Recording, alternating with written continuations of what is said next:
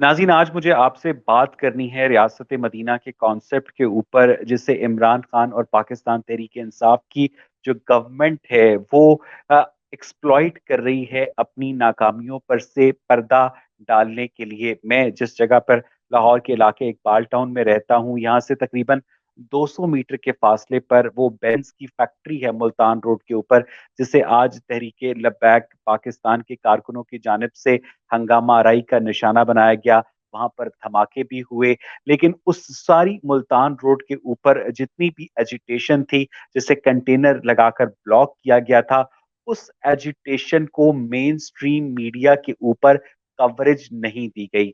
उस एजिटेशन को इंश्योर किया गया कि मेन स्ट्रीम मीडिया उसे कवर ना करे। मैंने अपनी इन गुनाहगार आंखों से न्यूज रूम के अंदर एक शिफ्ट इंचार्ज को कहते सुना कि हमें सख्ती से हिदायत मिली हैं कि हम तहरीके लब्बैक पाकिस्तान के जो धरना है उसे किसी भी सूरत उसे हम कवरेज नहीं देंगे। अब सवाल ये पैदा होता है कि मुल्तान रोड जिसके ऊपर ऑरेंज ट्रेन है, मुल्तान रोड जिसके ऊपर लाहौर शहर का बेशतर जो सनती जोन है वो वाक़ है, उसे अगर कंटेनर लगाकर ब्लॉक कर दिया जाएगा, उसे अगर रहमो करम पर छोड़ दिया जाएगा तहरीके लब्बैक पाकिस्तान के कारकुनों के ऊपर, तो फिर मुल्तान रोड की विसिनिटी में रहने वाले जो कारखाने हैं, मुल्तान रोड की विसिनिटी में जो घर हैं, जो लोगों के वहां पर मामलात हैं, वो किस हद तक मुतासर होंगे।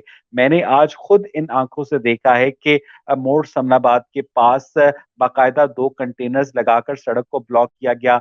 दुबई चौक के पास बाकायदा 2 कंटेनर्स लगाकर सड़क को ब्लॉक किया गया। और ये कंटेनर्स गवर्नमेंट के पास आते कहाँ से हैं? हमारी गवर्नमेंट इतनी अमीर तो नहीं है ये कंटेनर जो है वो खरीद सके।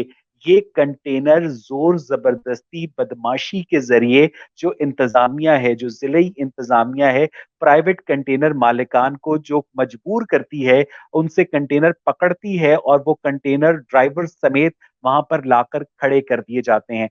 पाकिस्तान का कौन सा कॉन्स्टिट्यूशन, पाकिस्तान का कौन सा आइन, पाकिस्तान का कौन सा कानून इस बात की इजाजत देता है कि आप एक प्राइवेट प्रॉपर्टी को इस तरह से कन्फिस्केट कर सकें, टेम्पोरेली ही सही? आपको किसने इस बात का हक दिया है कि आप लोगों की रोजी रोटी के ऊपर लात मार सकें? क्या आपको सिक्योरिटी के करोड़ों अरबों रुपए के फंड्स नहीं मिलते? अगर नहीं मिलते तो आप हमें बताइए। लेकिन अगर आपको सिक्योरिटी के लिए करोड़ों अरबों के फंड्स मिलते हैं, तो आपको कोई हक नहीं पहुंचता कि आप किसी की प्राइवेट प्रॉपर्टी को इस तरह से टेम्पोरेली कन्फिस्केट करें, उनके बिजनेस को अरबों रुपए का नुकसान पहुंचाएं। और ये जो जिला इंतजामिया की जानिब से कहा जाता है कि हम इन्हें पे करते हैं, किसी की सर्विसेज लेने के लिए उसको पे करने से पहले उसका वो सर्विस देने के लिए आमादा और रजामंद होना जरूरी है। अगर मेरा एक कंटेनर है, मैं नहीं चाहता कि मैं उसे जिले इंतजामिया के हवाले करूं, तो जिले इंतजामिया को कोई हक नहीं पहुंचता कि वो मेरी प्राइवेट प्रॉपर्टी को टच करे। अगर तो हम सोवियत यूनियन में रह रहे हैं तो ठीक है, अगर हम एक सोशलिस्ट स्टेट में क्यूबा में रह रहे हैं तो ठीक है, लेकिन अगर हम एक कैपिटलिस्ट मुल्क में रह रहे हैं जहां पर एक प्राइवेट प्रॉपर्टी को एक सीक्रेट हक के तौर पर तस्लीम किया गया है, तो जिले इंतजामिया की जानिब से किस तरह से प्राइवेट कंटेनर मालिकान को इस तरह से ब्लैकमेल किया जा सकता है? वापस आते हैं उस रियासत मदीना के कॉन्सेप्ट के ऊपर, जिसे पाकिस्तान की हुकूमत बेशर्मी के साथ एक्सप्लॉइट कर रही है। और पाकिस्तान की जो हुकूमत है वो अपने तमाम तर नाकामियां इसके पीछे छुपाई जा रही है। 2 दिन पहले 12 रबीउल अव्वल को आजाद कश्मीर के जिला भिम्बर के अंदर हबीब बैंक लिमिटेड को, उसके अलावा यूनाइटेड बैंक लिमिटेड को और उसके अलावा एमसीबी बैंक को वहां की जिले इंतजामिया की जानिब से सील कर दिया गया। उनका जुर्म क्या था जनाब? उनका जुर्म ये था कि उन्होंने ईद मिलादुन नबी के मौके पर अपने बैंक्स की इमारतों के ऊपर लाइटनिंग नहीं की, चरागा नहीं किया। अब सवाल ये पैदा होता है कि पाकिस्तान का कौन सा जो कानून है वो इस बात को इन्फोर्स करता है कि जो प्राइवेट बिजनेसेस हैं वो ईद मिलादुन नबी के ऊपर चरागा करेंगे? ये तो मोहब्बत का मामला है, इश्क का मामला है। इश्क रसूल जो है हर शख्स अपनी अपनी इनफरादी सतह के ऊपर करता है, और किसी तरह से भी रियासत को यह हक नहीं पहुंचता कि वो इस तरह के इकदाम करे कि पाकिस्तान और अफगानिस्तान के दरमियान जो फर्क है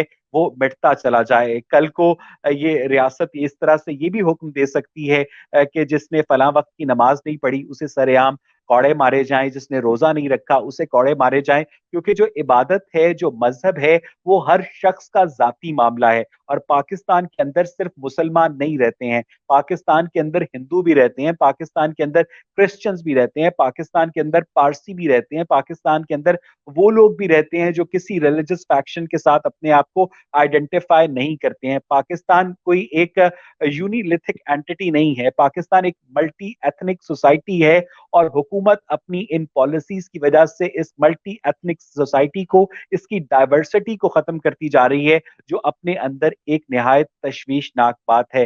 गवर्नमेंट ऑफ पाकिस्तान से ये पूछना चाहिए कि अगर आप रियासत मदीना के इतने बड़े दाई हैं, तो एक बच्चा जो रोटी चुराएगा, जिसने 2 दिन से खाना नहीं खाया, तो क्या आप इस्लामी तालीमात पर अमल करते हुए उसके हाथ काटेंगे? आपको इस्लामी तालीमात पर उस वक्त तक अमल करते हुए उस बच्चे का हाथ काटने का कोई हक नहीं है, जब तक आप रियासत मदीना के कॉन्सेप्ट पर अमल करते हुए उस बच्चे, उसकी बूढ़ी माँ के लिए बाकायदा तौर पर वजीफे का इंतजाम नहीं करते। उसके बावजूद अगर कोई रोटी चोरी करता है, तो उसके ऊपर क्या लेजिस्लेशन होनी चाहिए, ये पार्लियामेंट का काम है, जहां पर लोगों ने हमें भेजा है। आज मुझे इत्तफाक हुआ लाहौर की जिले अदालत में जाने का, और मैंने वहां पर देखा कि जो वहां पर कोर्ट थी, वहां पर रीडर सरेआम रिश्वत ले रहा है। कैमरे लगे हुए हैं, कैमरे लगे हुए हैं, उस रीडर साहब को कोई डर नहीं है, उसने 2,000 रुपए अपनी जेब में डाल लिए। उसके बाद कासिद साहब आए रूबकार जारी करवाने के लिए, उन्होंने भी 2,000 रुपए जेब में। ये एक केस था, और वहां पर इस तरह के रोज सैकड़ों केसेस आते हैं। क्या जिले अदालत के जज साहब की मर्जी के बगैर ये अमला इतना बेखौफ हो सकता है कि सरेआम रिश्वत वसूल कर सके? और उसी अदालत के अंदर एक अल्लाह का जो फ्रेम था, वो दीवार के ऊपर लगा हुआ था, और उस अल्लाह के फ्रेम के नीचे बैठकर वो रीडर साहब रिश्वत वसूल कर रहे थे। और वहां पर कोरोना एसओपी के ऊपर कोई अमल दरामद नहीं हो रहा था, लेकिन जज साहब के हुक्म पर वहां कोरोना से बचाव की एक अरबी दुआ जरूर दर्ज थी। हम यहाँ पर मजहब के ऊपर तनकीद नहीं कर रहे, हम सिर्फ उन बुनियादी मोरालिटीज के ऊपर सवाल उठा रहे हैं कि अगर आप रियासत मदीना का स्लोगन यूज करते हैं, तो क्या रियासत मदीना के नाम पर आपको करप्शन करने की इजाजत दी जा सकती है? क्या रियासत मदीना के नाम पर आपको सरकारी वसाइल का इस तरह से इस्तेमाल करने की इजाजत दी जा सकती है? अभी हमारे वजीर आला पंजाब उस्मान बुजदार साहब, जो कि अब्बासी खलीफा हारून रशीद बनते हुए अक्सर लाहौर की सड़कों पर बगैर प्रोटोकॉल के दौरे पर निकल खड़े होते हैं और अब्बासी खुलफा की याद ताजा करने की कोशिश करते हैं, लेकिन जब भी उस्मान बुजदार साहब इस रियासत मदीना के शहर के गश्त पर निकलते हैं, तो वो जिस ड्राइविंग सीट पर होते हैं, तो अपनी पिछली सीट के ऊपर एक कैमरामैन को बिठाना कभी नहीं भूलते। वो कैमरामैन उनकी फुटेज बनाता रहता है, और रियासत मदीना के इस दौरे के दौरान उस्मान बुजदार साहब कभी भी किसी ट्रैफिक जैम के अंदर नहीं फंसते। इसका मतलब यह है कि उस्मान बुजदार साहब की प्रोजेक्शन के लिए उनकी जो मीडिया टीम है, ये स्टंट को यूज करती है, और उस्मान बुजदार साहब कहते हैं कि मैं मामलात का खुद जायजा ले रहा हूं। अगर वो मामलात का खुद जायजा ले रहे होते, तो उन्हें लाहौर शहर के अंदर घूमते हुए जानवर नजर आते, उन्हें लाहौर शहर के अंदर घूमते हुए नशई नजर आते, उन्हें लाहौर शहर के अंदर पड़े हुए कचरे के ढेर नजर आते। लेकिन जब भी हम हुक्मरानों से पूछते हैं कि आटा महंगा हो गया, तो वो कहते हैं हम ईद मिलादुन नबी मना रहे हैं। हम उनसे पूछते हैं अद्वियात महंगी हो गई, वो कहते हैं हम ईद मिलादुन नबी मना रहे हैं। वो हम उनसे पूछते हैं कि पेट्रोल महंगा हो गया, तो वो कहते हैं कि हम ईद मिलादुन नबी की तैयारियों में मसरूफ हैं। और 13 रबीउल अव्वल को एक लतीफे के मुताबिक जब खान साहब से पूछा गया कि अब क्या करना है, तो उन्होंने आगे से जवाब दिया कि अगले 12 रबीउल अव्वल की तैयारी करनी है। मजहब दुश्मनी जो है, उसका स्लोगन, उसका इल्जाम बिल्कुल गलत है इस तनकीद के ऊपर, क्योंकि आहिस्ता आहिस्ता ज़ियाउल हक के दौर में देवबंदियों को प्रमोट किया गया, और अब बरेलवियों को प्रमोट किया जा रहा है, और पाकिस्तान को बरेलवी रिपब्लिक ऑफ पाकिस्तान बनाया जा रहा है। मजहब के नाम पर जो सियासत करना है, मजहब के नाम पर जो वोट बैंक को कैप्चर करना है, ये टेक्निक्स पुरानी हो चुकी हैं। अगर आप चाहते हैं कि आप लोगों के दिलों में जिंदा रहें, तो आप अपनी कारकर्दगी से जिंदा रहें, आप लोगों को डिलीवर करें। आपने शहर में कचरे के ढेर लगाए हुए हैं, आपके पुलिस वाले रिश्वत ले रहे हैं, आपकी अदालतों में रिश्वत वसूल की जा रही है, लेकिन इन सारी बुराइयों पर काबू पाने की जगह आपने एक कॉस्मेटिक जो मास्क है, वो चढ़ा दिया है जनाब रियासत मदीना का। और उस रियासत मदीना के नाम पर जो रिश्वत का काम पहले 500 रुपए में हो जाता था, अब 5,000 रुपए में होता है। और उस करप्शन का जो स्केल है वो बहुत ज्यादा बढ़ गया है, और उस करप्शन के ऊपर काबू पाने की गवर्नमेंट जो है बिल्कुल भी हमें सही करती हुई नजर नहीं आती। अभी 43 मुल्कों की जो लिस्ट आई है जिसमें पाकिस्तान चौथे नंबर पर है इन्फ्लेशन और महंगाई के स्टैंडर्ड से, तो गवर्नमेंट को इस बात की कोई फिक्र नहीं है। गरीब भूखा मर रहा है।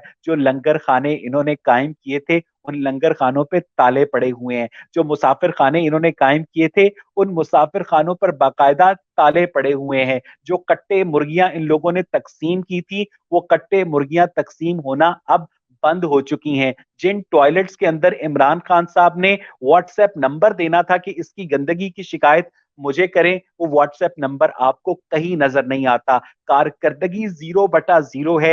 लेकिन रिलीजन के पीछे छुपते हुए पाकिस्तान तहरीके इंसाफ की हुकूमत ये समझती है कि वो लोगों के दिल मोम कर सकती है। मैं दावे के साथ कह सकता हूं कि अगर आप पाकिस्तान की रियासत की जो कारकर्दगी है हेल्थ के शोबे में, एजुकेशन के शोबे में, इंफ्रास्ट्रक्चर के शोबे में, वो पिछली हुकूमतों से बहुत ज्यादा खराब है। सिर्फ इस हुकूमत ने उतना कर्ज लिया है 23,000 अरब रुपए का जो पिछले 70 सालों में नहीं लिया गया। और ये कर्ज जा कहां पर रहा है, क्योंकि आपका सर्कुलर डेट जो है वो 4 गुना से ज्यादा 3 सालों में बढ़ चुका है। बिजली के रेट्स बढ़ चुके हैं, गैस का बहरान आपके सर पर है। लेकिन जब आप हुक्मरानों से बात करते हैं तो वो हमें उन इस्लामी तारीख के अबवाब का हवाला देते हैं जिसके वो पास भी नहीं है। आज की वीडियो देखने के लिए शुक्रिया।